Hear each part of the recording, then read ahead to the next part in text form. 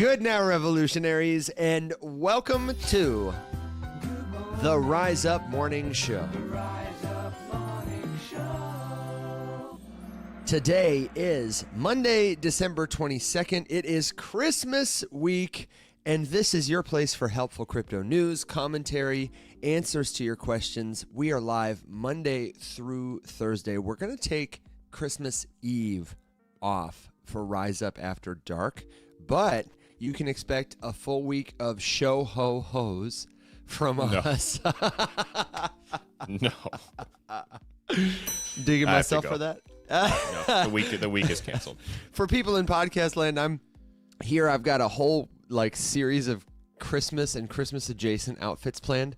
Red sweaters and Santa stuff, and I even have a Jesus of Nazareth get up that I'm debating whether or not is appropriate for the air. Our Catholic listeners might take umbrage, and Alex has shown up in black. It's actually like a distressed gray. It just doesn't come across like that. Right. Oh my goodness. Well, if you've got a crypto question, this is your place for it. If you got something you want to celebrate this holiday season, if you're a Hanukkah, Kwanzaa, Festivus for the rest of us, or just another day of life celebrator, shout out to Mama B-Thang, who is celebrating a birthday. And of course, we want to hear from you. If you don't get to see us live, what are you doing? I get it. It happens. It's really early or really late somewhere, but you should head over to community.rumshq.com. That's the place the show lives 24/7. The only thing missing is you. Alex, already we've got a bunch of questions coming in, and I have seen a lot of questions lately on Facebook. You're killing it over there. You're holding things down while I'm in a content desert of my life, but I think this is a good one to start off with. It's one I see a lot over there on Facebook. Kev Don wants to know, do you think it's safe to put your XRP to work on Flare? I really couldn't say, but I will tell you that I've made a genuine effort to use Flare because, questions come in about it. And I was like, I should at least know something to have a real opinion about this. And I couldn't do it. I don't know. It was just a pain. It was everything about it was a pain. It wasn't set up very well for users to do stuff. And I did not spend enough time with it, but I really only saw instances for work to be done with their two tokens. Well, with Flare, and then with also, Songbird, the other one? I got to tell you, I don't know anything about Songbird's relationship to Flare. I just know a little about Flare itself. I got to tell you, personally, the best thing that ever happened for XRP was letting it get wrapped on Solana, because something will probably happen over there that would be a much better yield opportunity than whatever Flare's got going on. So let's talk a little about Flare, what it does, what it doesn't do, how you're likely to encounter it if you're looking for information related to XRP on the internet. So Flare, it is a protocol that extends the value of the XRP ledger the same way that Aave or Uniswap extend the value of Ethereum and many other chains, but they did it for Ethereum first. You can use XRP ledger assets like the XRP token inside Flare's ecosystem on top of their protocol. They've got a little bridge. Maybe they have more than one, and a couple of other native tools that make it possible for you to use smart contracts that allow you to access some more decentralized data and allow you to access bridging. XRP's fast. It's cheap. The ledger is good at these things, but it is not really a chain with robust smart contracts. It is not really a DeFi rich environment. So Flare is a way to extend XRP's functionality. It also had its own token, the Flare token. I believe the ticker is FLR. But can I go to the audience? Is that right, Alex? That is correct, yes. Hey, I was going to get a little fact check, but instead I'm going to get a... Correct. But you may encounter it on the internet when often somebody who appears to be a creator you trust, or a creator with a lot of followers says, hey, in a comment or a direct message to you, have you declared your, or have you, claimed your Flare airdrop? XRP holders, be sure you claim your Flare airdrop. There was, in fact, a Flare airdrop. An airdrop being an issuance of tokens, basically for free, that you don't have to buy. But it's long gone. The claim window has been closed for years. And so what they're trying to do is lure you to a bad website where they can get you to put your 12 or 24 secret words in, or where they can otherwise compromise your assets. Maybe they get you to send them crypto. Maybe they poison your crypto address by sending you a junk token so that they can build trust with you. I mean, there's all kinds of things. All you need to know is that if somebody is talking to you about the Flare airdrop right now in the year of our Santa Claus 2025, it's a scam. Got to watch out for it. I would love to invite anybody who is, in fact, watching right now on Facebook to say hi in the comments. You can click into the little video viewer if you're watching on a computer. If you're watching on your TV on Facebook, first of all, way to go. You're really living in the future. I don't know how to comment that way. We'll have to do a test run someday.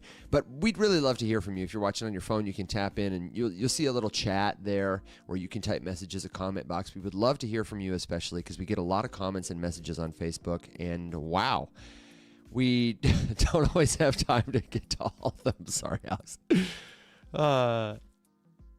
Alex, I feel like I got to give you the chance to roast me or say something after I accidentally kicked you off stage. You got anything you want to say to the friends watching on Facebook? No, I'm just I'm excited to have. Facebook is a funny one because I always knew that it was there, and I had no idea how many people were watching through Facebook. Like it's second biggest. Whew. Yeah, TikTok, they're coming for you. Yeah. They're really coming for you. We usually have several hundred viewers every day there. And the views over there for our videos, Alex has been holding down the fort. Will, of course, is posting content every single day. But in terms of like adding to like what is expected, Alex has been showing his face. And even though we all have been kind of like slow posting, what did we get there last year? Like 300,000 views or something on short form videos. So we see you. Let us know what kinds of content would be helpful to you. On our list for the new year, Alex, is going to be making more native content for every platform. Mm-hmm. Maybe that's something to talk about for a second. Is we've had a really big year, and it's been amazing. We're so grateful to all of you who've made this show so great. We're so grateful to all of the partners of the show. The partners that make this show possible. Got to tell you about. I'm trying to get this in alphabetical order, so Alex, you might have to fact check me. We've got Arculus now. We have got Jito. We have got Polygon. We have got Unlock is first, right? Okay, yep. And then Unlock Protocol and the White Whale. I was like, do I do the T or do I do the W? And I think that's it. It's the W. It's the W. So thank you to all the partners who make the show possible, all of the people who made time to be guests on the show, to share with our audience, and everybody who submitted a question, a comment, who's been part of this community. This show is only a success. It's only worth doing because of you. You're the very best part of what we do, and we've been talking a lot about the kinds of stuff we want to do in 2026 to make it even better. Alex, what are you most looking forward to make the show better? And of course, you, yes, you, even you in podcast land, I'm talking to you. I want to know, aside from can we get better candles for Mama B Thing's birthday and make number go up, what are you most looking forward to about 2026 and the kinds of shows that we'll get to do, or the kinds of content that we'll get to do?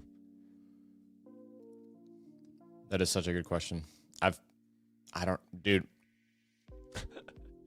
don't really know. I just think that overall I'm excited to just try to do more of everything. It feels like the last 3 months of this year have all been about like loading the trebuchet for 2026. Yeah. And so I feel like we've just stacked this massive counterweight. And now I'm ready to, I'm excited to talk renewals with partners, talk to new partners, travel more. I didn't really go anywhere this year, and that was sad. I did I did 2 conferences this year. 2. So I got to do more than that next year. Yeah. And just, better content this year. This year was like my slowest year ever. 2024 was huge for me. And then this year was more about the live, which I don't regret at all. And now I'm just ready to do it all. Well, and I guess getting us all full time. That's the goal for next year. Yeah. We are still, as Robert Steckler-ish points out, a fake radio show. The fake radio show is going great. Yeah.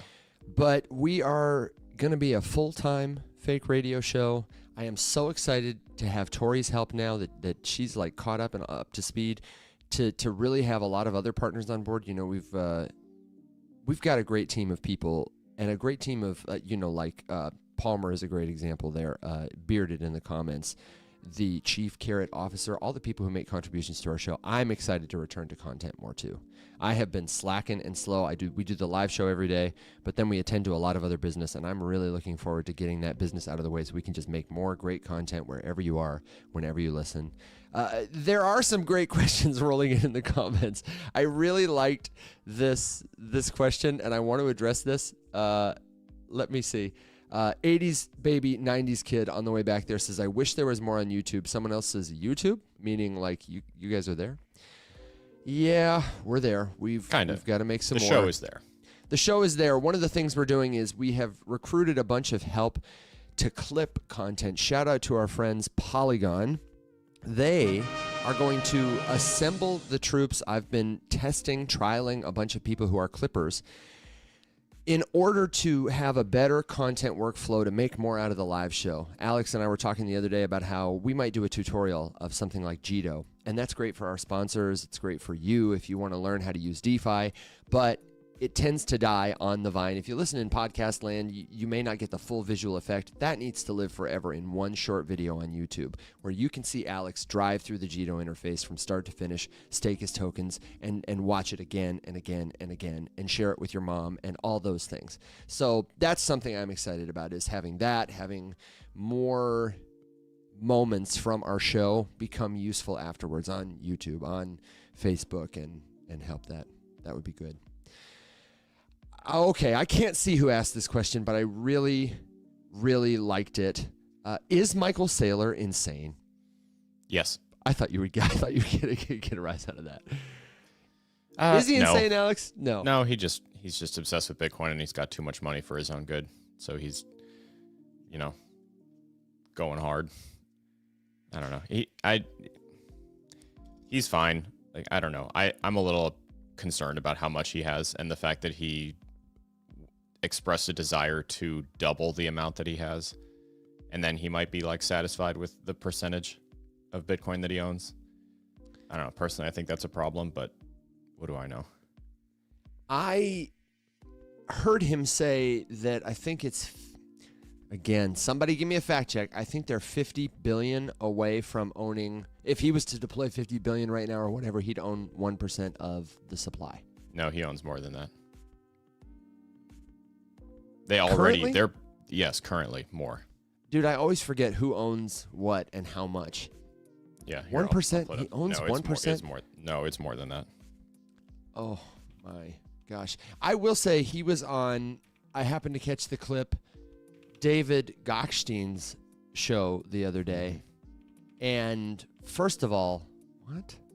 How did David Gokhstein, how did you pull Michael Saylor?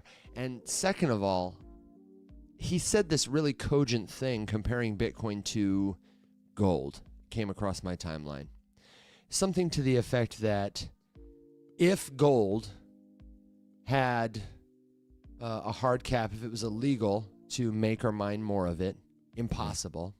If it could fit, if I could fit as much as I want into my pocket, it was the premise was, if I could ask a genie for 3 wishes about gold, it would be 1, make it illegal for anybody to mine or make more. 2, make it so that I could put as much gold as I wanted to and carry it around in my pocket. And 3, make it trackable and traceable every transaction, whatever. He just basically turned gold into Bitcoin and said that's how I would like it. And I thought it was sometimes it seems like maybe Michael Saylor doesn't have a deep understanding of it, but I think he understands it enough and fulfills at least an important role of, if everything is a meme, including Bitcoin, meaning it's a story that has value because people care about the story and pay attention to it, then it's probably important for somebody like Michael Saylor to be leading a charge, planting a flag on the mountain, inspiring other people to do that too, so long as it still feels achievable and possible and not like a, one percenter's game.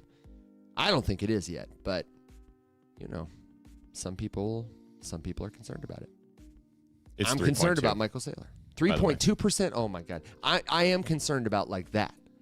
You can be a champion for Bitcoin without, Tom Lee, you were talking about before the show that you got a thing for. Yep. Was, well, no. Settle down. It's not my type. I think he's got 5%, not him, but his company has like 5% of the ETH supply, was what I heard, and that could have changed since I heard it a couple weeks ago on Unchained. Let me get a number on that. Fact check yourself, brother. What's your thing with Tom Lee? Oh, just that Fundstrat is publicly calling for one price of their favorite assets, and then privately warning about a totally different scenario.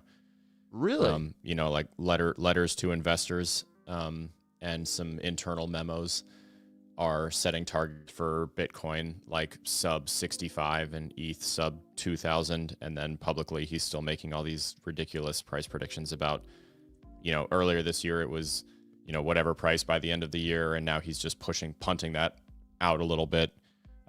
Just like all the XRP price prediction maximalists are now punting all their predictions to the end of next year. Because that's what you do when you're full of shit. And I just thought it was funny because of how many headlines Tom Lee was making for being super bullish, when it's like, no, he's just a grifter. Sorry, hate to break it to you, but the guy with $1 gajillion just wants $1 gajillion more, and doesn't have any clue what the hell's going on. Does that make his role any less effective? I mean, anything that so aggressively shoots your credibility like this, yeah, it has an effect. If your whole shtick is just being bullish and making high value price predictions, and then it's the same thing as whichever bank, Jamie Dimon. Yeah. That shit stain. When he was, publicly decrying the entire thing, and then privately telling his highest net worth clients and investors that they really need to be looking at this kind of stuff. It's the same thing. So I don't know. I just wanted to highlight that because the number of times that I have seen, well, Tom Lee thinks, no, he doesn't. Tom Lee wants you to think that he thinks. Meanwhile, he's preparing for everything to go lower. And now eventually, sure. But no one ever has the conversation about it as eventually. It's always like right now. And then people who want to, do trading stuff are the ones who take that information, or they're the ones who maybe think long-term, can't actually behave long-term, and then make a purchase based on someone's outlandish price prediction. They're not prepared to handle the downside, and then it goes down, and then you sell it and you've lost money. You got rinsed. Shout out to Robot Stecklerish, who says, and here I am, still owning 0 BTC. That's a choice. Watching the show every day. I like it. Okay. Mike, our good friend, says, Evan is back and he's better than ever. For Christmas this year, Evan's here. Hey, speaking of Christmas celebrities, shout out to Mike, creator of Wishlist at wishlist.holiday. Listen, this brother is on the internet every day, truly dressed as Santa Claus and making people's dreams come true. If you haven't checked out Wishlist, then go to wishlist.holiday and see all the things there. There's so much good happening. You gave away a PlayStation 5 the other day on stream, I do believe. He's on stream every day, granting people's wishes, talking about it, talking about Christmas. I've been watching the clips that you've got with Prof, Nounish Prof, and really enjoying it. I would love for you to come back on the show when the Christmas fun has died down and talk about it. Or maybe you got to come on, before. Maybe you come on in your Santa outfit and give me a run for my money over here. Or let us know how we can support you in your streaming, because it'd be great to get more people using the app, sharing Christmas cheer. If you want to get your friends something great for Christmas and you don't want to get them something that somebody else has already purchased for them, Wishlist is for you. We also have in the comments Jane Polly, who says, "Good morning, Alex, and Evan, welcome back. Thank you so much. I appreciate it." Alex, here's the actual number. I just pulled it up. Did you? So yes, internal reports from Fundstrat, which is Tom Lee's fund, set price targets for Bitcoin at 60 to 65,000 and ETH at 1,800 to 2,000 and Sol at 50 to 75, which just came moments after Lee stated at Binance Week that Ethereum at 3,000 is severely undervalued. And as a reminder, he previously predicted that ETH would reach 15K by the end of this year. So your umbrage is again, not that he's wrong about a prediction and revising it, but that he's saying one thing out of one side of his mouth and doing something else. Yeah, it's because these people are not stupid, and they understand how what they say is digested. And so if you make a flashy prediction, that is going to get digested by the most, superficial viewers, people who are not sitting here to read all of the internal hedge fund memos that get disseminated. But someone who reads some headlines and sees the news story and, catches whatever gets circulated on social media and whatnot, which is the public price prediction that is sexy and fun to look at because it makes all of us imagine getting rich. And then that's very distracting. And then that influences lots of purchases. And then that is the story that's told publicly. Meanwhile, even if it's not private per se, because this was not like leaked, this was just available for anyone who dug further, then we're telling a completely different story. And it's just more shit like this that just makes crypto more and more in line with traditional finance markets, which is the big, wealthy, super elite get to play in this pool, and they use exuberance from people wanting to improve their financial standing by finally getting to this investing thing everyone's always talking about. And in return, they just have built a machine wherein that person gets fleeced in order to pay, the base salary of the wealthy. And it's just a gross system. And now this is exactly the same. We invited them into crypto. We were excited when they got here. We rolled out the red carpet. Now here they are, and everyone's like, this bull market felt different. No shit. Of course it did. You have worse people than ever here now. And guess what? They're really good at fleecing people. And wouldn't you know it? They're at it again. Breaking news, big wealthy grifters continue to grift. And it's just like, yep. Who could have seen this coming? I don't know. Maybe if we admit defeat and just go all in on corporate crypto and abandon everything that we thought we were here for, then that's the way to do it. That's most streams that I see now. I don't know. This is kind of gross misrepresentation of the facts. Most of the time that I'm scrolling around and I see something, it's just like people trying to pretend that that they cracked the code on corporate America's entrance to crypto and that they're super early and they're like discussing top secret information that they were somehow smart enough to find. And it's just like, what are we doing? Like, what is this? I don't see a single conversation about, which protocols are still making an effort at decentralization. I don't see anything about governance decisions. I don't see anything about yield farming in other areas. I don't see anything about self-custody. I don't see anything. I just see about like, who is DTC going to be tokenizing more of their real world assets with, and which payroll service provider is actually going to get used. And meanwhile, Swift's over here aggressively building on ETH and ETH tangential networks. And it's at the same, I don't know, dude. It's like so gross to look at. I'm so like bored by it. And genuinely, it's like really upsetting because we're just like more and more and more excited for some reason about stuff that has less and less purpose with regards to its token. You're total grifters. We're talking about all this like utility and institutional adoption and whatnot. It's like institutions are not trying to adopt anything. They're just trying to make as much money as possible. You're a loser. If there's the sense that they can use X, Y, or Z to make more money, then guess what? They're going to quote unquote adopt it to make sure it has enough volume from bag holders to make it have been worth their while. And then we're like, I don't know, dude. It's exhausting.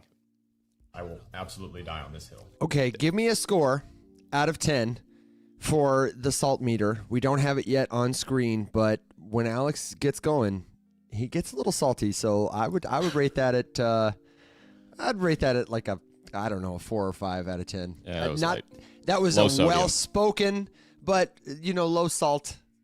I've seen much ire come from those eyes, man, and I would not want to be on the receiving end of it. I'm just disappointed. Oh, God, that's the worst, man. My dad can beat up your dad. When Dad comes home and he says, "I expected more from you," I'm not mad. I'm just It's early. disappointed. It's early yet. Oh my Give it some time. Okay, all right. Okay, we got a DCA streak going on in the comments on YouTube. Everybody is talking about reverting or redirecting their funds from daily coffee over to a daily Bitcoin buy. I love to see it. In the comments here, we've got a number of things coming in, but just on the way, Alex, I wanted to ask you a quick question. I have actually never used Camino. Have you used Camino, the Every lending day. protocol in Solana? Yep. Okay, that's what I thought. Do I need a VPN, Chris M wants to know, to use Camino? Yes. He says they tried liquid staking, but they got a region-locked message. Yes, you need a VPN if you're in the States. Okay, say just a little more. Can you help me understand what's a VPN you use? Is it easy to set up? Does it cost a lot? Yeah, I use Brave as a browser, and they have a native VPN that you can subscribe to. It's as VPNs go, it's relatively affordable. Although I can't really say that because I haven't. I'm sure that some of the big ones have. Like, I think Evan, you were even telling me that like Nords or some of the big ones have some good promotions or deals going on. So the Brave one is easy just because it's native. The UI is much simpler. It's literally just a little toggle on off like on the top, and pick the region, whatever. It's good practice. That's another very easy to learn skill that if you've never messed with, it's worth looking at.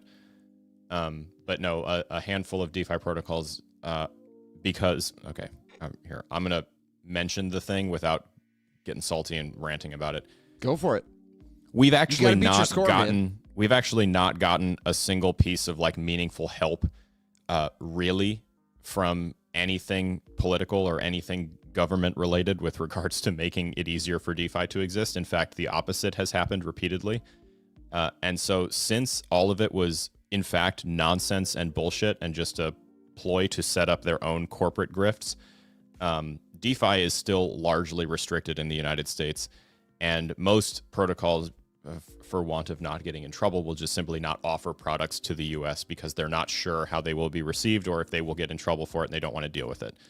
And even though the SEC is handing out no action letters like candy, they're not everywhere, and they really don't mean that much. It doesn't mean that you're fine forever. It means like, hey, right now we're not worried about you.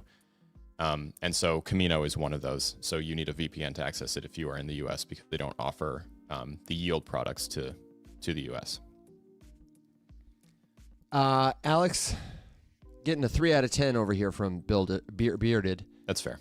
Very well spoken, but not a lot of fire in those eyes today. They're tired. Regarding the Bitcoin talk, Eddie on TikTok, Robot Stecklerus was saying, how many people own one Bitcoin?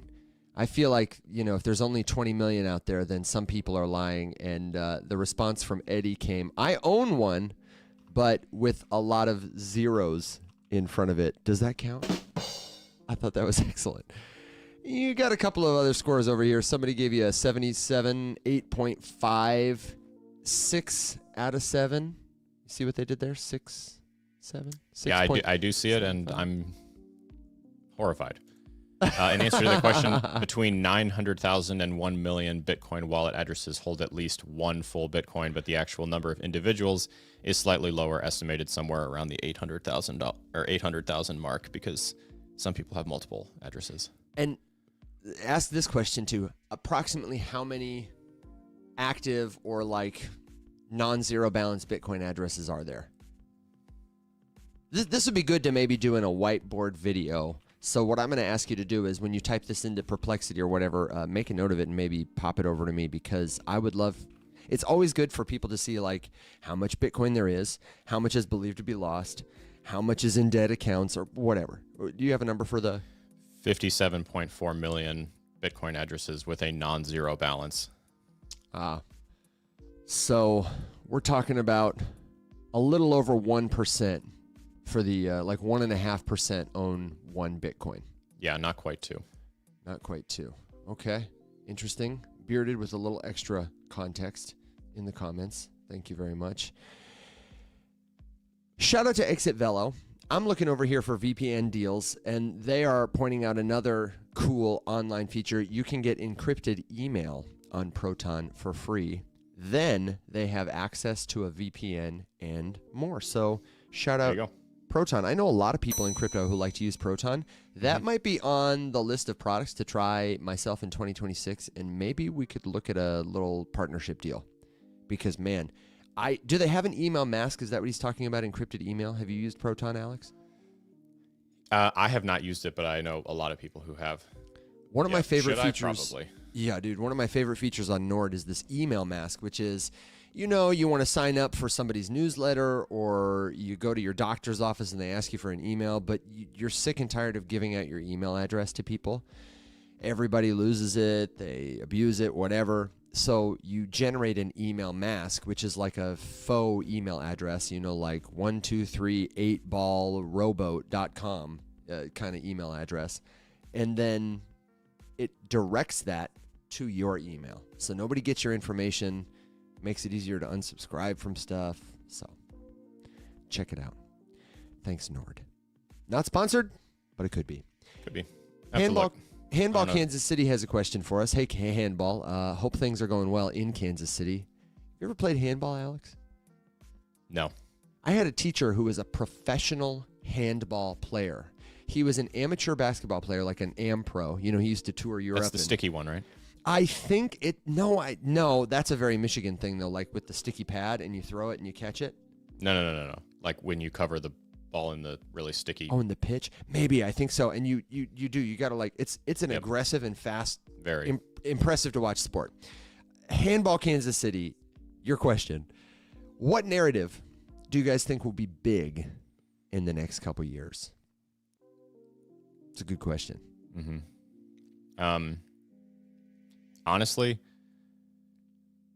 the one that I hear the most chatter about is it's between RWA and payment processing, and all of that just makes me more convicted on the large layer ones that have interest in people building stuff more than any individual project. I am, I think, over as a person and as an investor, like individual new fringe altcoins that fit into some kind of narrative. It's way too sketchy at this point. None of them mean anything. They are all just copy pastes of something else. I am like nearly exclusively disinterested in like new random altcoin that fits into narrative XYZ at this point, because certainly the way that everything is going, you're be lucky if they put it on a chain, let alone try to like launch a new one. And if there's a new one getting launched, it's probably not a thing that you're going to like be investing in. It's a private permissioned, place where some sort of centralized entity can build an app. Yeah. Okay. RWA payments. Yeah. In the comments said DeFi. And DeFi outside of that. Like the only thing that I'm interested in is DeFi. The only thing that I don't give a shit about anything else. I'll keep an eye on it because I have to, but like it makes me sad. And I don't care. So one of the things that I heard recently about RWA specifically, I agree with you. I think that's going to continue to be a really prominent narrative. Oh, For sure. sure. I thought there was a really let me get to Unchained, because they had a really good episode they've got a podcast called Bits and Bips, and they have some episodes that are just like straight up interviews. And I can't seem to find where it might have been, but I wanted to get the guest name. He was talking about why not all tokenized assets are as valuable as they're proclaimed to be, championed to be. And he was saying just tokenizing something doesn't necessarily give it any more value. Markets already know where to put the money on a non-tokenized asset. But what really is required for a valuable RWA marketplace, any particular asset to be valuable as a RWA, like a token, is liquidity. Everything comes back to liquidity. If I put my house on the blockchain, that doesn't necessarily mean it's going to be easy for people to like trade the token or tokens that represent it. There's got to be like a connection to the liquidity. So what's the ecosystem that they're building in?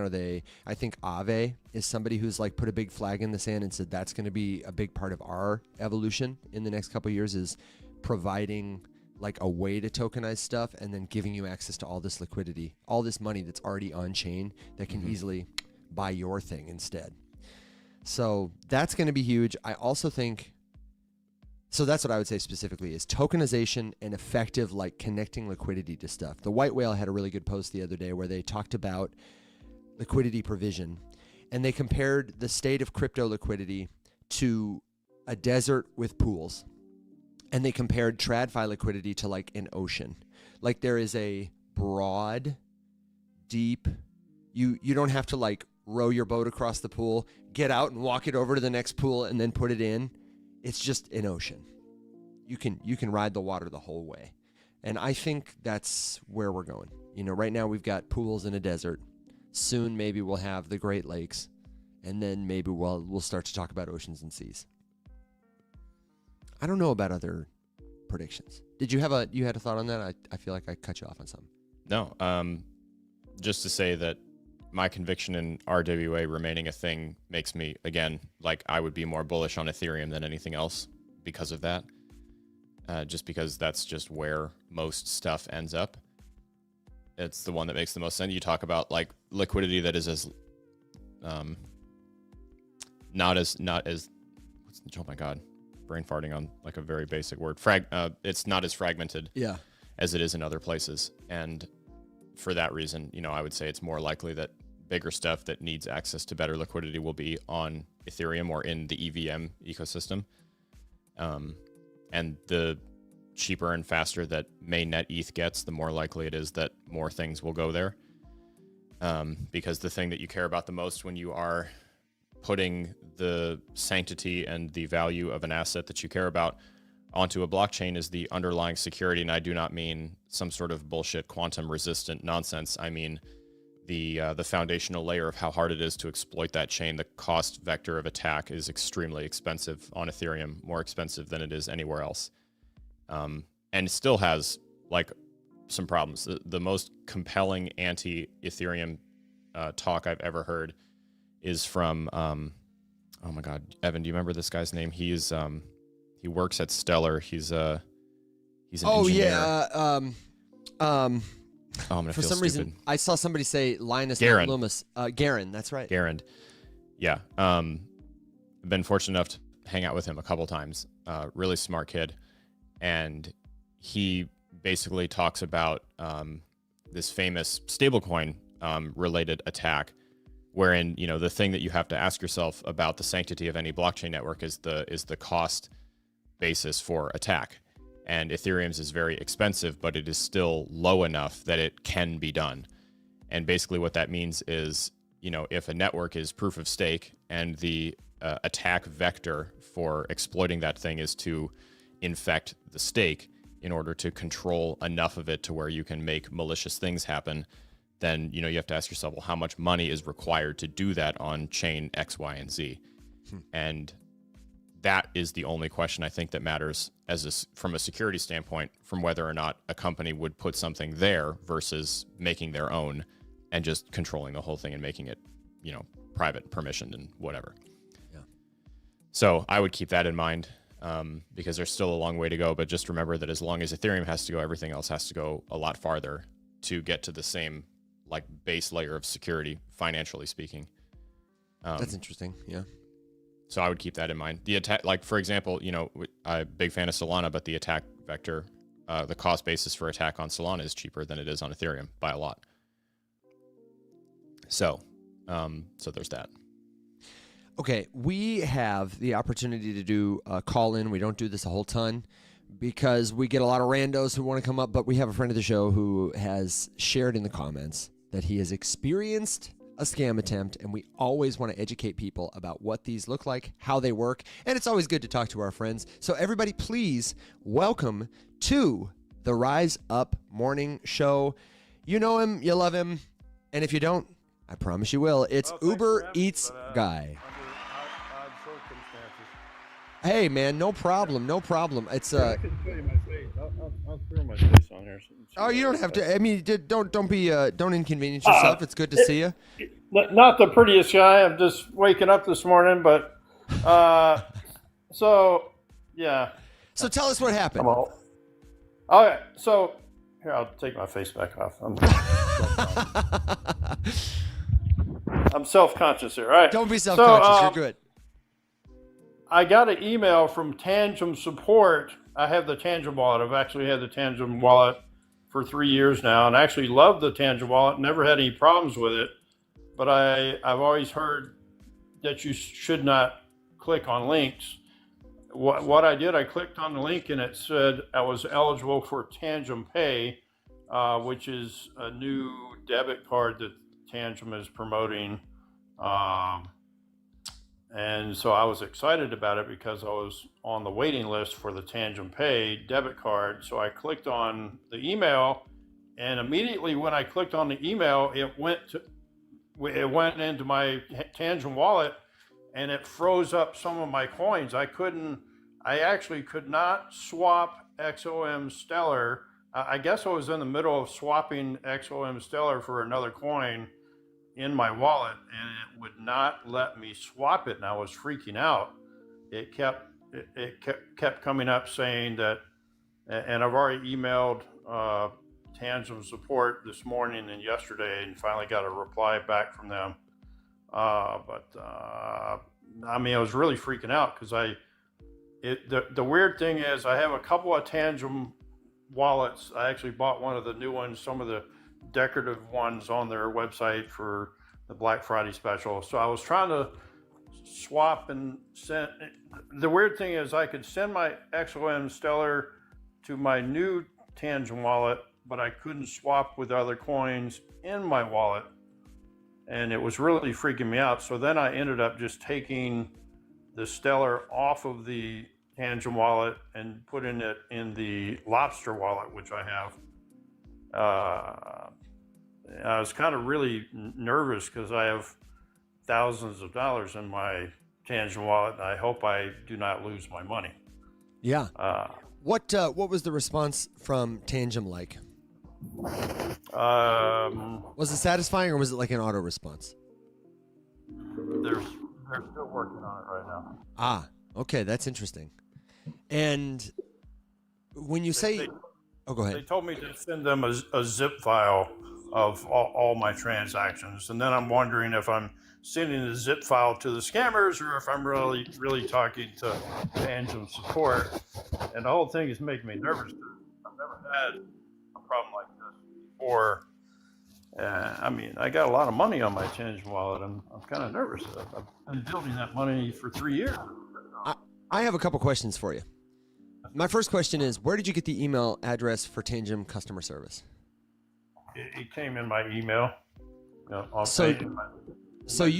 You responded, did you respond to the email that was sent to you from which you clicked the link? I just clicked on the email, and immediately it went straight to my Tangem wallet, and then it froze up my funds with my Stellar XOM. It was weird. And then the email just disappeared off of my email list, and I can't even find it now. Everything about this smells bad. Yeah, everything about it makes me nervous. What I would want to make sure of is that you sent an email to the correct Tangem address. They have this listed on their website. I did it within the Tangem wallet. Right, but if that link sent you to the Tangem wallet, it's possible. Scammers have done this before where they The will... scammers might have my zip files of all my transactions, which is... Yeah, but that's that I doesn't understand matter. why that's concerning, because you don't want your transactions out and about, but they're already on a public blockchain anyway, so anybody who wants to see them can find them. For the What's more record, that's concerning- why that smells so bad, because anyone who's running a company that touches this would obviously know that. I'm trying to think of the malicious reason to want like a full transaction list on a zip file. That's so weird. Yeah, I'm not entirely sure about that either, and I'm It just also doesn't not, make sense. It's not like, oh yeah, you Yeah. should be terrified because that's out there. It's just like, why the hell would you? What can you even do with that? Like, why would anybody want that?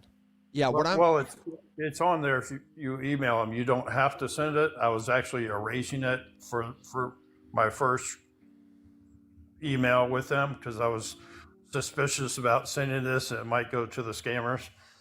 Sure. So I would make sure, first of all, it's possible that scammers can create a fake environment for you. When you click that link, it's possible that they redirected you to like a spoof that looks like Tangem's site, but is not. And it would be possible for them to, do a lot of different stuff there. What I want you to check is that whoever you're emailing is at the correct address, which is support@tangem.com. It would be easy for them to spoof that too. Something that looks like tangem ... or like tangem.co, is what you might expect to see. Make sure you are emailing support@tangem.com. And then the other thing is, you haven't put your seed phrase in anywhere, have you? The weird thing is so Tangem generates your own seed phrase. That's why I like about them, because Yeah, that's right. when I first got into crypto, I would write down my seed phrase on the back of a pizza box or whatever, or I would in a notebook, and I would forget where it was. I actually recently ordered on Amazon a seed phrase book where you can put all your seed phrases and passwords and all that. So I did that with all my wallets, so it's more organized recently. Yeah. It's concerning that they contacted you. It's concerning that it didn't work as you expected it to. I would say your next step, you haven't signed any transactions. You were talking about moving your Stellar, and the way a lot of these scams work is they make you fearful. They make you think it's urgent to take an action in order to get you to sign a transaction, to use your private key and expose it. I also changed my passwords on both of my Tangent wallets. Okay. I did that immediately. That's good. I would say it's important for you to, and you said you moved your tokens to your Lobster wallet, and they're hanging out there. That was a successful move, right? Yeah, it was weird. I couldn't within my Tangent wallet after this happened. I couldn't even swap. It was like, what? I've never had this problem before, and a little alert came up telling me there was a problem swapping my coins, and then I was really freaking out. I was thinking, I better take all my XRP and all my coins off this wallet. But I ended up just taking some of my funds and putting it on the Lobster wallet, and then I also put some on Robinhood because I have some stocks in Robinhood. So I transferred funds out in both directions just to be a little safe. Well, it sounds like you've done the right thing so far. Let's make sure that you get in touch with the right support. I would say your homework and next steps is to send an email with screenshots of the other message, if you still have it, if it's in your deleted folder, to support@tangem.com. Make sure that's the email you're connected to. And then, are you, I know you're around Uber Eats guy, but if you're not over at community.rumshq.com, make a profile there, and then you can post an update for us. Or if you have, Community what? Community.rumshq.com. In fact, I'll drop you down in just a second. You can tap my face or Alex's face, go to our profile. It's the link in our bio. Yeah, it's the link in our bio, if you forget. Oh, it's a link in your bio? Yeah, it's super easy. It's a lot like a Facebook group, but it's a little more secure. And all the friends from the show are there, and it's a really good place. We tried to make a community that's like your favorite crypto communities, but a good place to ask a question, share what you know, not going to get scammed.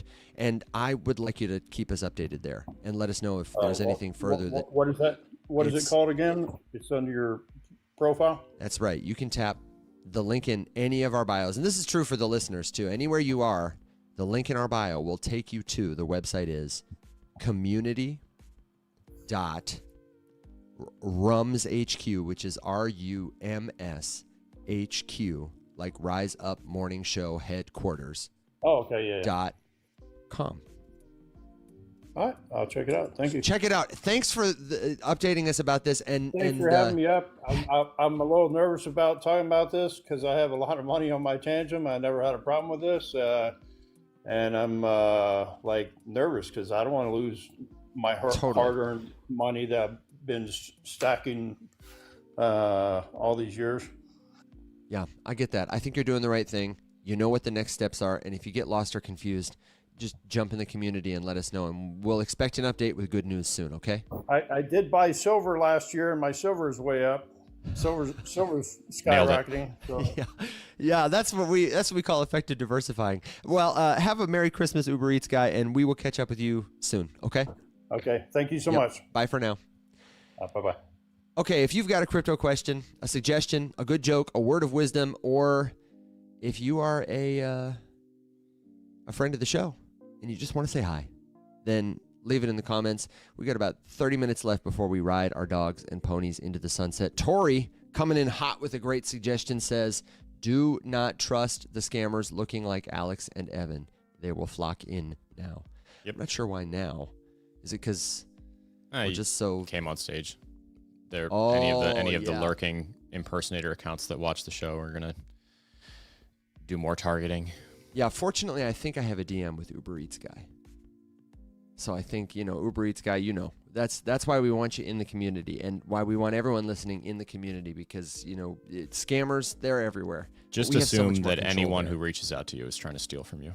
Yeah, Amsfar says, 'tis the season. Indeed. 'Tis the season to be scamming. Fa la la la la la la. Okay. Alex, you got a question from the comments. I know you're active in the comments. You are my number one chief executive and comment officer.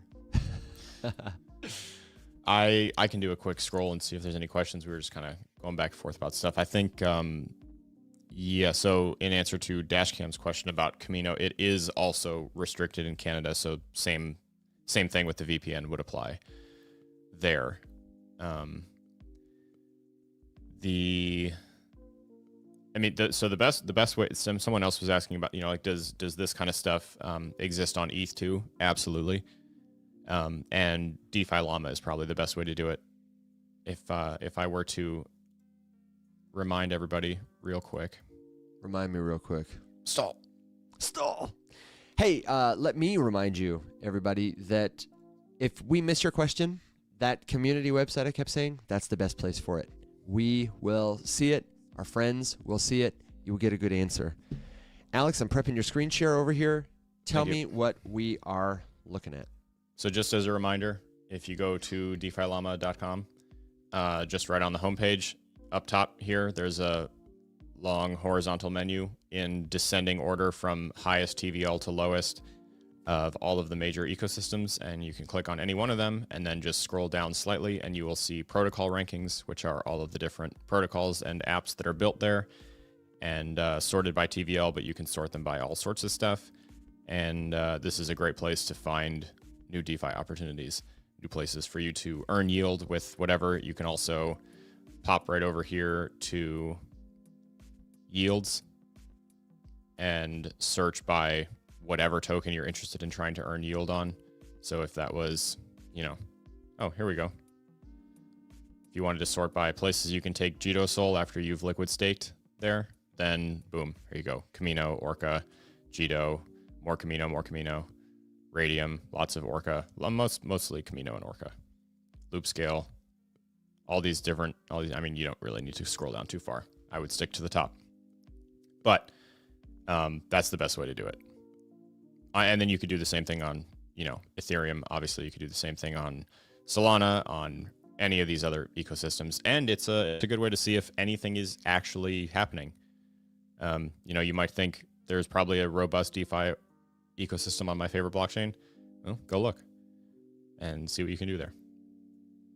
And do be aware that not every ecosystem is going to have really robust data on DeFi Llama. They all rely on APIs, little pieces of computer code that act like a bridge or like a looking glass that tell them how much money these protocols are making, whatever. They're not always up to date. So it's a good place to get a fact check. Acapella wants to know, can you find a Web3 job there? No, I would not go to DeFi Llama for that. But it can be a good place to look up companies that are growing that you might just add to your follow along list for your job search. I have got a Web3 job board in the Rise Up community. I haven't updated it a ton with regular postings, but what I do have there is a set of resources that I've used in the past to find good crypto jobs to share with people. There are a couple of newsletters that are really fantastic. There are a couple of Telegram chats that are really fantastic. And depending on the kind of job you're looking for, jump in the community, let us know, or let us know in a comment here what kind of role you might be looking for. Are you looking for marketing growth? Are you looking for an analyst position? Are you looking to build DeFi risk profiles, build smart contracts as a developer? Let us know, and then we can help you more. We have a question that I'd like your take on, Alex. Jury Vanderwalt, hello, Jury, says, why is BTC pumping right now? And I asked the follow-up question, and it's a serious question. I'm not trolling you, Jury. What is the value of knowing why Bitcoin is pumping? Is it because you want to predict it next time? And so, Alex, I posed that. That's the question I'd really like you to comment on. And maybe it's not sarcastic, but you see what I'm doing here? What's the value of knowing why Bitcoin is pumping? Yeah, I would imagine if you're a trader and you're trying to amplify the legitimacy of your predictions as you try to make more trades, that's about all I can think of. I personally, unless there's something really obvious, I never really know. And just for the record, we're talking about a couple percent up over the last 24 hours. I don't know, and I don't really think that it matters personally. Just it's kind of the natural fluctuation. Bear markets are never down only. It's not like it just falls forever. It's still choppy. There are still little swings up, little swings down. I don't know of anything specific right now that's going on that would cause like a major thing. There's of course always stuff happening, and so there's your influence of, oh, this specific piece of news just came out. That's not great. A couple people sold some stuff and swinging around, whatever. I mean, more often than a news story having a massive impact lately, it's just been wiping out pockets of concentrated leverage that are easy to attack. And there's not as much interest coming in. Yeah. So, it's slowing down. And it takes a lot of momentum to get a train going. Definitely. Yeah, it's kind of slow. I mean, there's been a few comments. I mean, there's nothing, I haven't seen anything earth-shattering on Twitter lately. All the Twitter drama is largely tied up with Aave and all their, DAO versus Labs kerfuffle. Aave, are you in the chat right now? Can we get a comment on this, Aave? I have a lot of thoughts about it, but it's the kind of thing I'd like to have a conversation about. And I'll tell you, Aave, if you are listening, you may be nervous about bringing the narrative into an arena where you don't control it, like a conversation on somebody else's platform with Stani, for example. But I gotta tell you, there's probably nothing that you could do that would make people trust you more than to let them ask you difficult questions in a place where you can't censor or control them. That's my take. Yeah. What do you think? That's always the case. It's always the case. I do have a master's degree in crisis communication, but I'm just a regular guy, okay? Just a regular I don't know. guy. I think, honestly, the best, most comprehensive, literate take I've seen on the entire thing, go figure, is from Nader. And I quoted it, and it was really, really, really good. But so for anyone curious, he's I guess, what is he to Eigen? I know he's a big deal. He is their DevRel lead. Okay. Consistently good takes, I've found. Haven't read everything he's ever written, but I feel like I see a lot of things that smart guy, puts a lot of thought into stuff. But the topic that he was writing about was just this whole Aave Labs versus DAO governance thing. Okay. And he was just commenting on the reason that Aave is such a powerhouse is because of all of the work that Labs has done. And if it was exclusively a DAO, it would have crumbled and died, long ago. And I honestly, I believe that to be true, because, not that there's anything wrong with a DAO specifically, but just that I think we're a little bit early to the DAO scene. And generally they have some problems. I think that I have yet to see an example of a DAO being done in a way where I'm like, oh God, that's perfect. Like, just nailed it. And honestly, the best ones are not like the most financially laden DAOs. Like, I think that the mission of Pizza DAO is killer, and I think they're great. Wolves DAO is a fantastic, because it's a creator focused cohort of like-minded individuals telling stories. It's not like a money thing. Anytime there's a money thing and you have this DAO, this entity responsible for the governance of that money, in whose hands are the decisions? Token holders. Okay. How unified can a giant group of token holders really be? Like, there's all these inherent problems with the model that I think will just take years of failed experiments and, good note taking. It'll take years of that stacked up compounding before we finally nail it and get it right. So in that same token, having a company that is focused on building the ecosystem that the two can work kind of in tandem together is the only way that it's been successful. And clearly something has gone right with Aave, because look at them, Yeah. So in that sense, I get it. Dude, I thought it was funny that you said token, because I did that on purpose, just for you.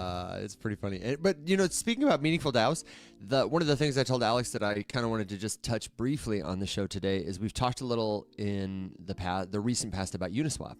Uniswap is an example of one of those organizations that I would say is not necessarily aligned with their holders, but which has taken steps recently to kind of realign with people who hold the Uniswap token, which, like the Aave token, is purported to be a governance token, meaning it gives you certain rights, privileges to control the future of the protocol. And presumably the idea in everybody's crypto mind is if I'm participating in this governance, I can influence the value of the token. If the token's value goes up, it will somehow accrue to people like me, so on and so forth. They're actually holding a vote right now on the unification proposal, which includes burning 100 million uni tokens from the treasury. This is the most recent change. Will's talked about it a couple times in the show, that they're going to turn this burn mechanism on, and they're going to start it with a burn of 100 million tokens. That's roughly 16% of the circulating supply. Just inaccessible. That would compensate for fees not collected since launch, and then kick off the collection of these fees to burn tokens going forward. It's going on through December 25th, and it's probably going to pass. Over 62 million uni tokens, according to Unchained, have voted in favor, and just 741 against it. 62 million yays, 741 nays. So, it's already passed their 40 million quorum. It's just going to, be one for the books at this point to see how many governance holders show up. But it had a little rally, 32% from a low of $4.87 to about $6.35 as voting kicked off Friday, and now is trading at $6.30. So if you're holding Uniswap, congratulations. If you're bullish on Uniswap, then go vote if you got the token. Alex, we might have some breaking news here about Senator Cynthia Lummis. Did you see this from our friend Exit Velo, and can you give a comment on what's happening, because this is news to me? Yeah, she just announced on the 19th, a day or two ago, that she's not going to seek re-election. Oh, so not breaking. No. Exit Velo, I thought you were scooping. What do you think about this, Alex? Is this tracks perfectly. Okay, Cynthia Lummis has been sort of a crypto champion, has drafted the helpful crypto policies that we have. The only helpful crypto policies that we have. Correct. So what's the take? Why is it predictable? Because she's disenfranchised as hell. She's exhausted. She continuously has been introducing legislation and proposals that just languish until they die and wither.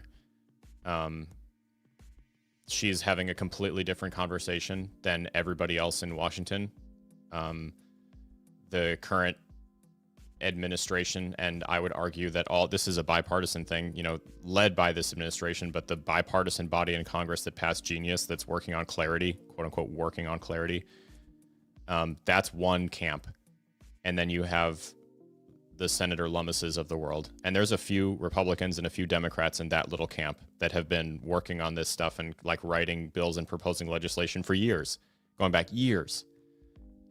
It's an interesting read if you've never looked. If you thought the government like just picked this up, when Trump won, you're wrong. They've been working on it for a long time. There's a little tiny itty bitty little cohort of like 2 Republicans and 2 Democrats that have been working on this for a very long time. It's an interesting read, and she's one of them. I would probably, I don't know if I was in her position how I would feel, but I know that I would feel disenfranchised and exhausted, and like I was just beating my head against a brick wall that was actively like trash compactor style in Star Wars closing in on me. So disenfranchised. Where does that show up on the emotion? You know those charts they make kids point to in school? Happy, I am feeling today. Sad, I am feeling hungry. And the kid in the corner is Alex, and he's like pointing to disenfranchised. Like large bags under your eyes and just really tired. Yeah. Bedraggled. Ready to die on a hill somewhere. Defeated.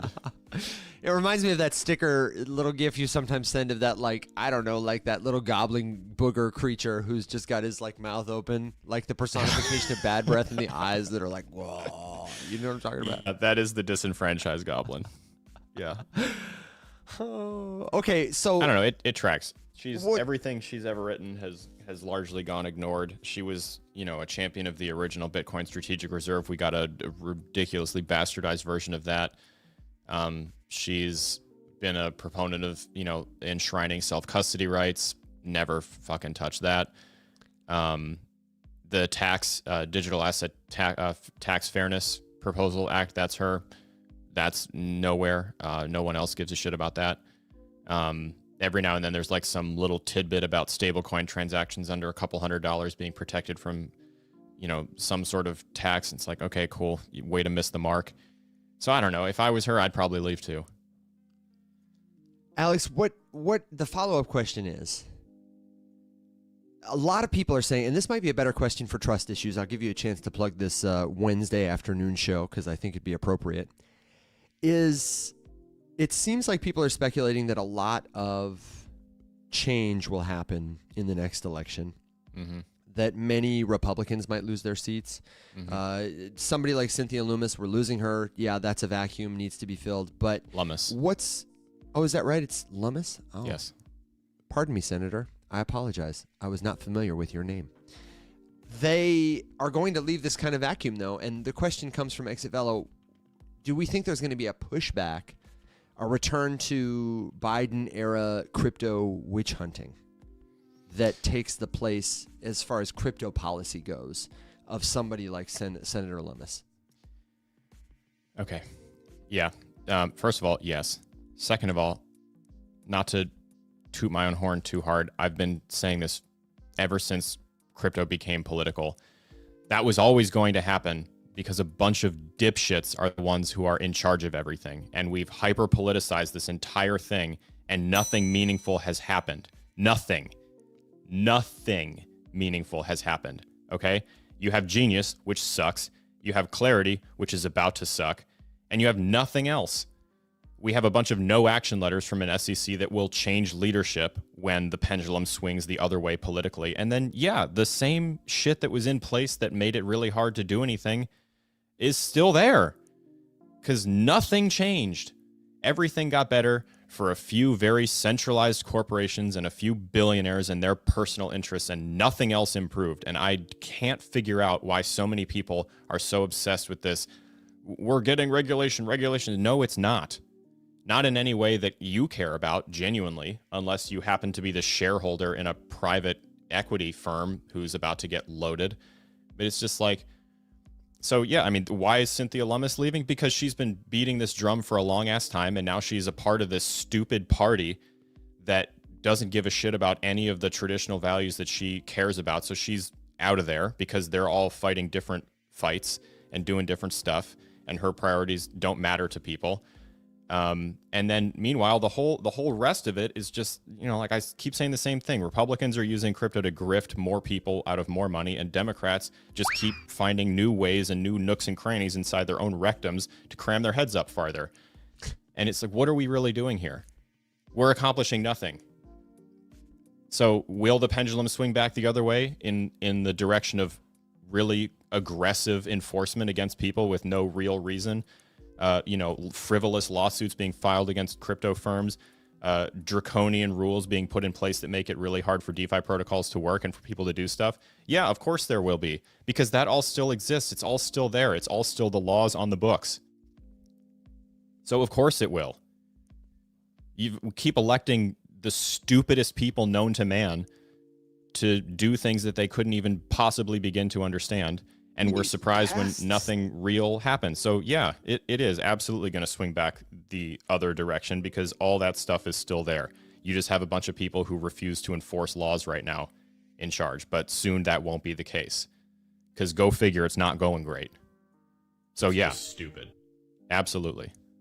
I will absolutely die on this hill. Okay, let me know in the comments. I think that one registered a little higher on the salt meter. And now I'm Bearded pissed. said the fire is coming on, and now I'm pissed. I need that. I need that on the soundboard.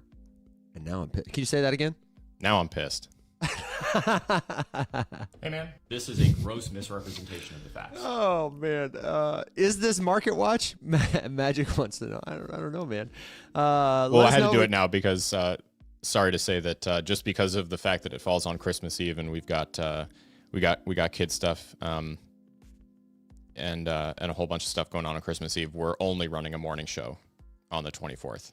That's right. Only Trust a Issues and morning After show. Dark will resume next week. Yeah, sorry about that. But it will resume. You got a 7.5 over here. There you go. I would We're actually. warming up. I think I gave it. Would I give you a 3 or a 4 last time? I would actually, in fact, agree with the earlier comment and give that one a 6.7. Oh God, you are the worst. Correct. Yeah, it feels like, just because there's a couple comments there. Actually, the first like real career that I set myself up for, that I was yes. singularly focused on, was politics. Never, no, hard no. Also, I would never win. I don't present well as a candidate. Not in this political climate. I think in a world, where we had better representation, sure, maybe. But the way that machine works now, I couldn't be less interested. I would rather be on the outside. Honestly, that's why I diverted into media, because where's the influence? Yeah.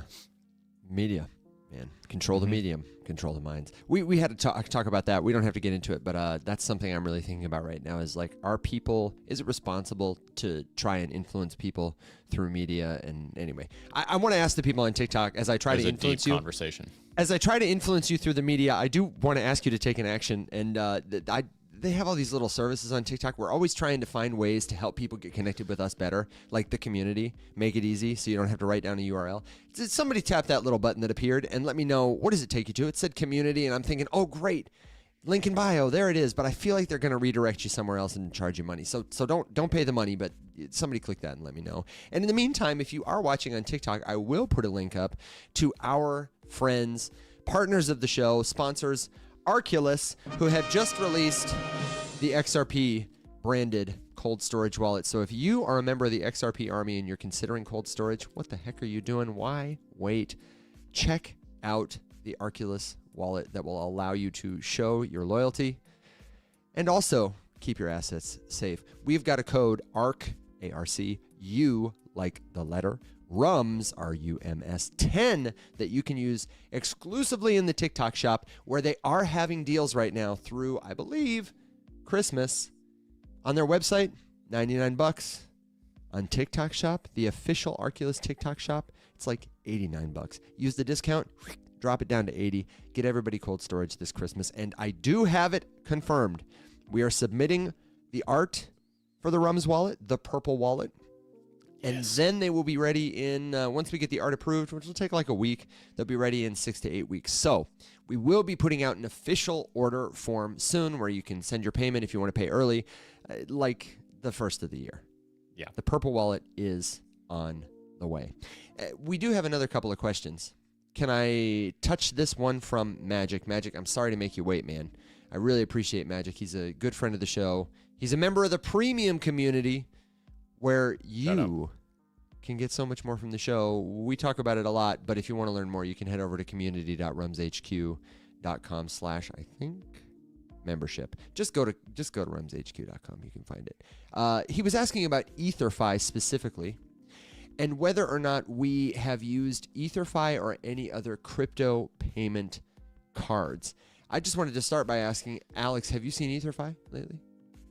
No, but I I did lightly reply to that to say that I think cards are another thing I left off there. Not to say that it's necessarily like an area where you can invest, but I think that a lot of attention is going to go to, Phantom. I think every major wallet at least, is going to do something card related. Totally. Can you buy stock in CompoSecure? Because I feel like a shoe-in to get the manufacturing rights to like every crypto card. Yeah, right? They're a publicly traded company. They're on the New York Stock Exchange now. So there you go. Go buy. I don't know what's their. Anybody know the ticker? I have no idea. Secure. Should I know that? Probably. Me. Yeah, we definitely should know that. Here did. Sorry to sponsors making this show possible. We will figure out your stock ticker. We will figure it out. Yeah, what's the ticker? I don't know. When we get it, we will tell you. 17-cent coin on the back. Bearded wants to know. Yeah, exactly. No, we can show you a little preview maybe at the very end of the show. Magic points out for EtherFi, they also have vaults and staking. Quick CompoSecure. CMPO is the ticker, not financial advice. Shout out to the chief fact check officer of the Rise Up Morning Show, Bearded. Absolutely. I got to get him a title, a Fact badge check for his yourself, desk brother. or something, or maybe we can put it on his coffee cup. Chief fact check officer. So Magic, Get that man a mug.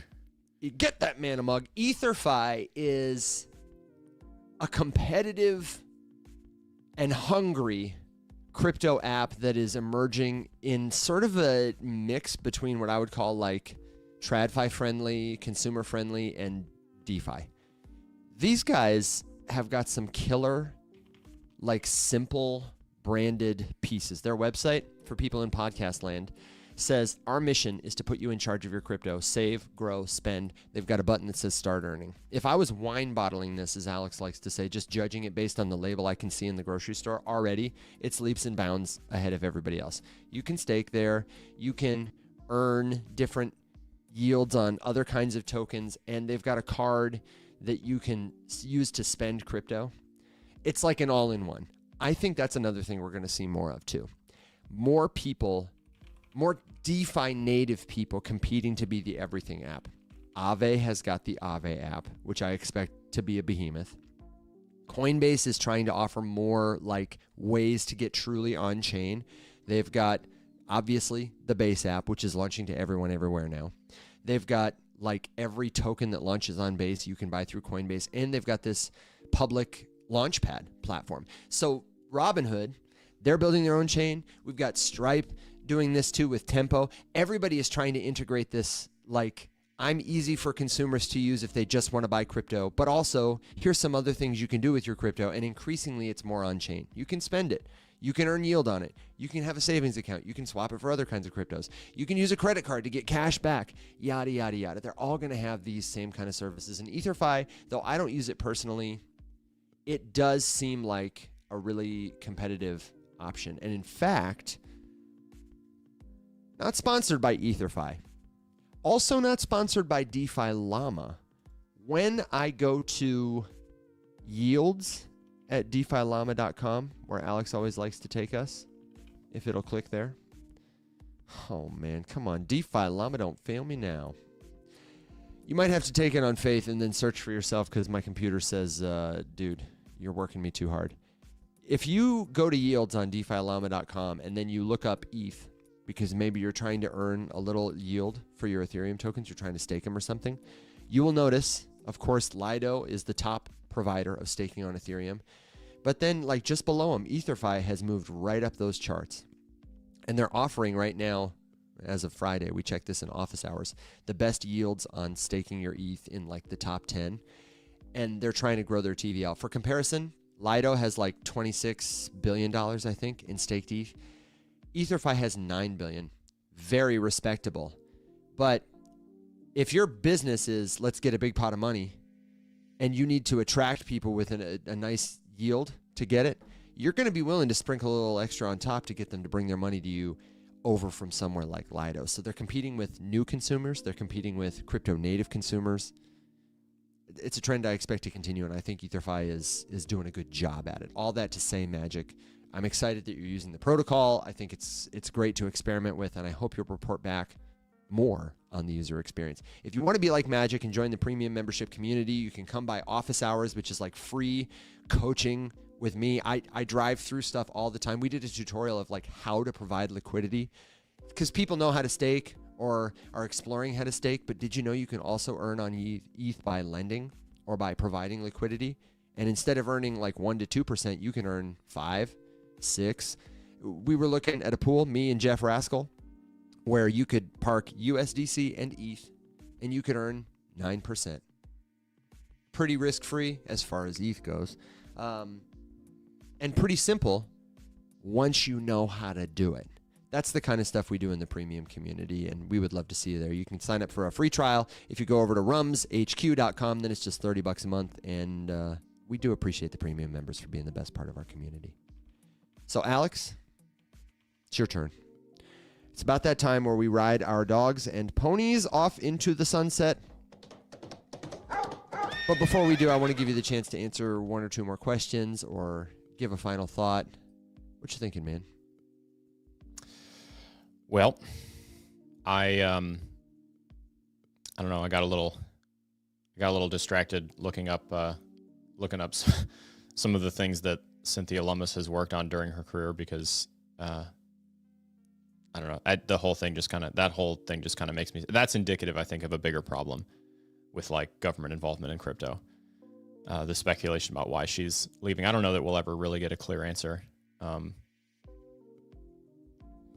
But no, I think in general, all of this just really makes me like more convicted than ever that DeFi is inevitable, and that's where focus should be. So I think especially as we round into next year, if you are holding crypto of some sort, I truly believe the best thing you can do for yourself to maybe understand more deeply the thing you're investing in, or to strengthen or diminish conviction that you have in some stuff, is to try to use it.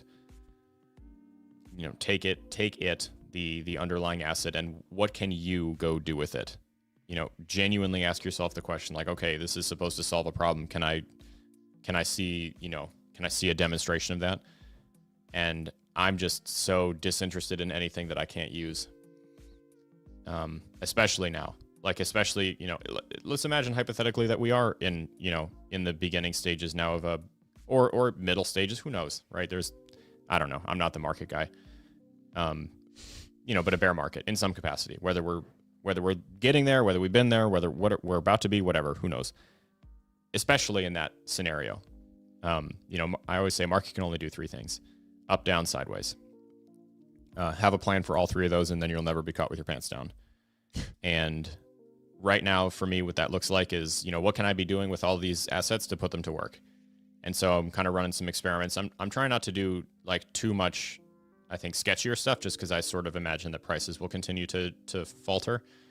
But like trying out this whole turbo thing, because that's interesting. I think leverage is a massive problem in crypto, and a product like this could kind of help smooth it over a little bit. So that's interesting.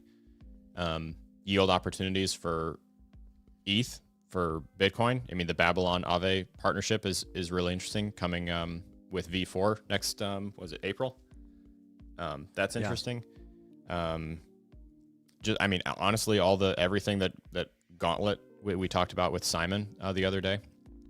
By the way, you nailed it again. Missed an absolutely killer conversation. I know. Dude, I haven't been able to listen to that one yet, but I love he's those guys. he's such a nerd, and you can tell. Yeah, dude. Like, he's obsessed with this, which is awesome. It's exactly the kind of person you want working at a place like Gauntlet. Yeah. Oh yeah. Yeah. They do really nerdy shit. You gotta get nerds in there. Dude. I don't know, just take your crypto and go use it.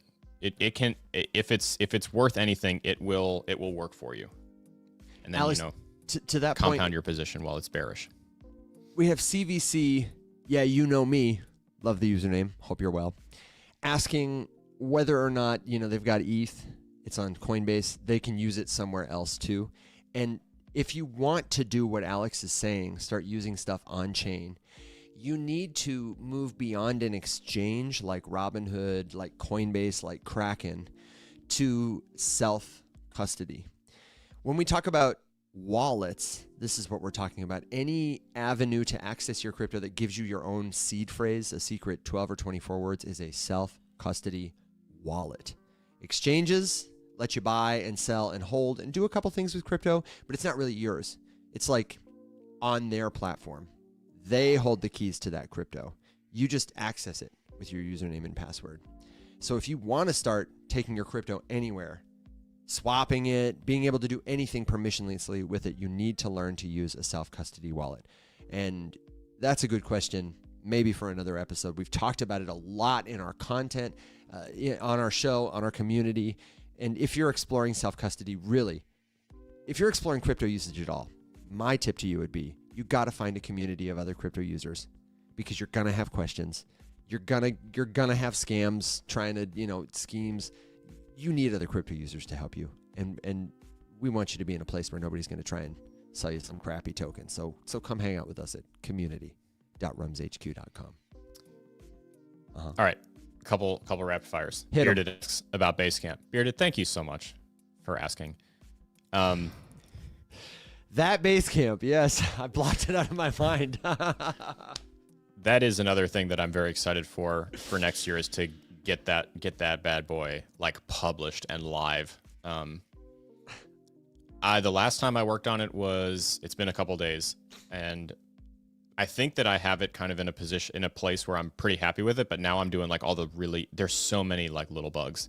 So I'm just doing all that. There's like a million like little tiny itty bitty things. So nothing big has changed. I'm just trying to get rid of all of the little itty bitty problems. And then I'll probably just grab a domain and throw it up there and kind of let people mess around with it. But I'm excited to get that up there because I feel really good about it. And honestly, I want to use it with all the partners and stuff. I want to add that to like the batch of deliverables and things that we can do for partners and brands and companies and projects that we work with next year, is to have some sort of blockchain Basecamp integration or tutorials, or like building the simulators.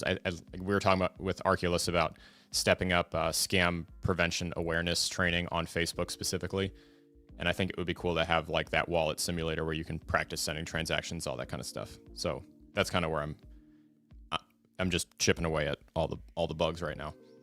With regards to CVC's question about using assets in more than one place. So in the way that you are describing it, wherein you have Ethereum on Coinbase earning some kind of yield, can you use it somewhere else? In that particular instance, no.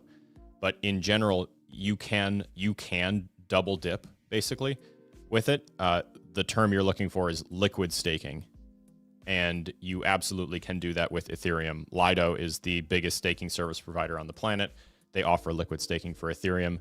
Basically, what you would do is take the ETH that you currently have on Coinbase, you would put it in the hot wallet of your choice, MetaMask, Rabby, Phantom, whatever, and delegate that stake on Lido, and they will give you, what is it?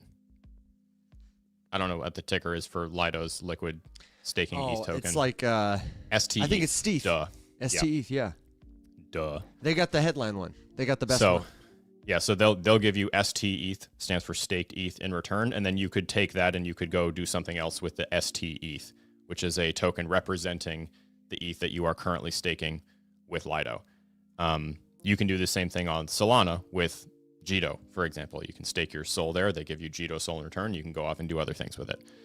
So yes, the thing that you're looking for is liquid staking. You just can't do it on Coinbase.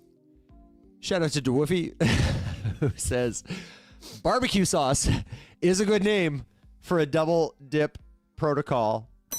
Can we get on that?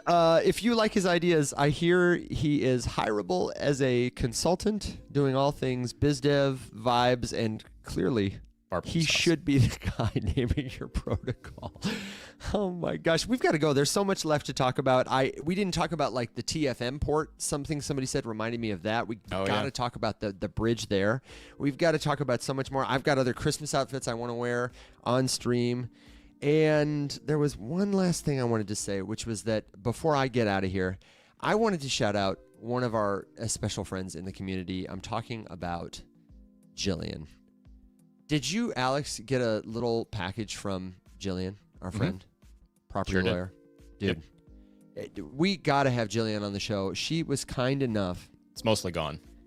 to send a little package. She sent me this really, really, I love this card. It says, "You are so kind," for people in podcast land. Just with a nice well wish, thanking us for our support through the year. And then she sent me a jar of pickles and a jar of honey from some of the farmers that she works with. For people who don't know, Jillian is the founder of Farms, FAR, Family Agricultural Resource Management Services. I got to remember the acronym is easy, Farms. 30,000 acres with the numbers.org. That's their website. Yep. She has rescued like over 3 million pounds of food from perishing and rerouted it to hungry people. Oh, more than that. Paying farmers for it, and is interested in using blockchain to help them protect their land ownership rights. She has helped a lot of people, small farmers, protect their right to own and pass on their land. She's doing incredible work. You know what's Great funny friend of the show. is that her project and her desire to, integrate blockchain somehow into the whole thing is one of the things that made me bearish on like a handful of ecosystems, because it was like such a killer proposal for a grant. Like you couldn't pick a better grant recipient for most of these ecosystems. And I talked to at least 5 different blockchains about it, and no one like was interested in picking it up. And yet they are just like grant money going out to all sorts of dumb shit. I was like, oh, okay, this is nonsense. Got it. Because it's like a well-established nonprofit that's been doing very important work for a very long time that could be amplified or helped by the integration of this technology. That's what it's supposed to be for, and no one's interested. So bearish. Yeah. So bearish, but so bullish on people like Jillian, and so much more. We got a lot of questions still rolling in about proof of useful work. I see you, co-rater. I have a question over here about office hours. Still no Alex office hours. When Alex office hours? We will get them. We'll update you on office hours and all the other things either tomorrow on the show or in the Rise Up community. One last time, it's community.rumshq.com. We appreciate all of you. Thank you for being the very best part of what we do. Until next time, everybody, stay safe, be well, my friends.